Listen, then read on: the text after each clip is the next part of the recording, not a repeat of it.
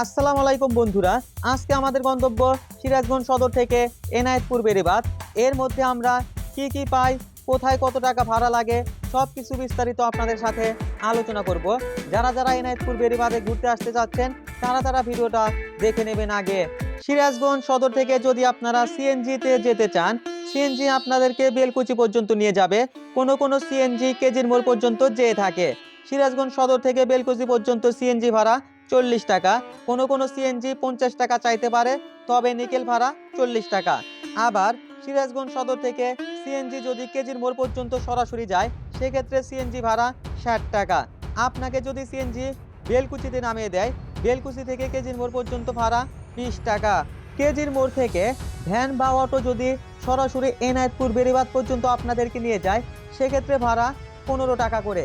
আর যদি আপনাদেরকে এনায়েতপুর হাসপাতাল পর্যন্ত নিয়ে যায়, সেক্ষেত্রে ভাড়া 5 টাকা করে।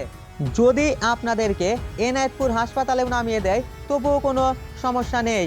মেডিকেল থেকে বেড়িবাঁধ অহরহ অটো ভ্যান পেয়ে যাবেন, সেখানে ভাড়া নেবে 10 টাকা করে। এখন আসি বাসের প্রসঙ্গে। বাস পেলে আরও বেশি ভালো হয়। সিরাজগঞ্জ সদর থেকে সরাসরি কেজির মোড় পর্যন্ত বাস যেয়ে থাকে। সিরাজগঞ্জ সদর থেকে কেজির মোড় পর্যন্ত বাস ভাড়া 40 টাকা, কারো কারো কাছে 50 টাকাও নিতে পারে। কেজির মোড় থেকে ভ্যান বা অটোতে সরাসরি বেড়িবাঁধ যেতে পারবেন আর মাত্র 15 টাকা খরচ করলে। সিরাজগঞ্জ সদর থেকে মাত্র 55 থেকে 70 টাকা খরচ করলেই ঘুরে আসতে পারবেন এনায়েতপুর বেড়িবাঁধ থেকে। আশা করি ভাড়ার বিষয় নিয়ে আর কারো কোনো কনফিউশন বা প্রশ্ন থাকার কথা নয়। এখানে আমরা চা সিগারেট খেয়ে আবারও রওনা দেব বেড়িবাঁধের উদ্দেশ্যে। বর্তমানে আমরা এনায়েতপুর হাসপাতালের সামনে অবস্থান করছি। এনায়েতপুর হাসপাতালের সামনে আপনারা খাওয়ার জন্য অনেক হোটেলও পেয়ে যাবেন। এখানে থাকা হোটেলগুলোর খাবার মান বেশ ভালোই, আর দাম অনেক সাশ্রয়ী। এনায়েতপুর হাসপাতালে আমার কিছু কাজ রয়েছে, সেই কাজগুলো আমি করে নেব, আর হাসপাতালও আপনাদেরকে একটু ঘুরে দেখাবো। যদিও বা এখানে সাধারণ মানুষের ভিড়ও ধারণ করা নিষেধ। চলুন আগে হাসপাতালে প্রবেশ করে রিপোর্টটা আগে সংগ্রহ করে তারপর আবারও বেড়িবাঁধের উদ্দেশ্যে রওনা দেব। বর্তমানে আমরা এনায়েতপুর হাসপাতালের পিছনের অংশে অবস্থান করছি। অনেক বেশি বুলাকের ট্রাক চলাচলের জন্য এই রাস্তাটা বহু বছর ধরেই এরকমই ভাঙা।